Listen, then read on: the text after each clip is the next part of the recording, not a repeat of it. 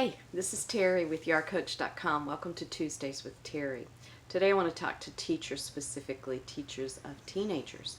I once had a teenage boy in a classroom who let me know that he didn't want to be there. He let me know by his body language, and he also said, I don't want to be here. And so I asked, why are you here? And he said, because my mom made me come. And I looked at him and said, wait, you're like 6'2". How big's your mom? How tall's your mom? And you could tell he didn't expect that to be what I was going to ask him.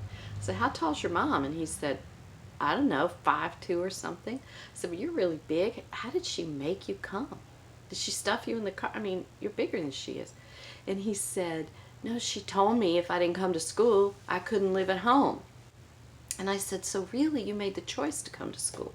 He said, no, I told you my mom made me come. I said, but a lot of people have the choice every day to come to school, and they aren't here.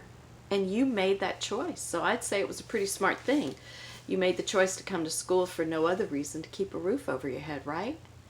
And it was one of those moments of teaching, you know what I mean, where the light goes on in a student's eye and you realize, oh, I got through. So that's what happened. He realized in that moment that at least in that situation, he was not a victim.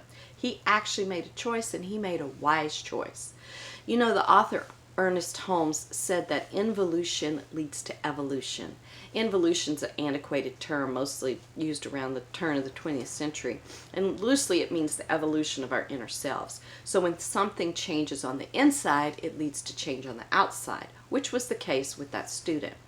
So the point is, the power that comes from realizing that you've made a decision, and the superpower that comes from knowing it was a smart or a good decision, is really not about anything but what's going on inside of you.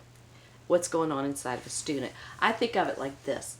I use this little diagram on my PowerPoints of different things, and what it represents to me is YAR is a acronym for Youth and Adolescent Relationships, but it's also a nautical term that means fit and ready to sail. So when I teach this, I teach that this is us, the person, the student, trying to get through the waves of life, society, to get to this sunshine goal, whatever that may be. It may be the goal for the day, it may be graduation, long term, whatever it is. But the thing about it is, every day you can support a student's decision, good decision, smart decision, affirm that it's their decision every day just by being in your classroom. Help them think about what all they had to navigate just to be sleepiness, the bus driver, the rude lady at 7-Eleven, whatever it was that they have already successfully navigated society to be seated in your classroom right now at this moment. It's huge, and it takes the victim mentality away, because you know as well as I do, many times with teenagers they act like somebody made them be there, and they don't even realize their own full power, that power of that adolescent stage to make those kinds of decisions, because many adolescents don't come to school, right? They aren't there because now they can do that kind of stuff. So make those kinds of choices. So just affirm those students, You as the teacher, number one, have to realize your student did a good thing just by showing up. Number two, you can ask those students questions, kind of like what I did. And then, number three, you allow them to live with their choices, which is so powerful because these were good choices.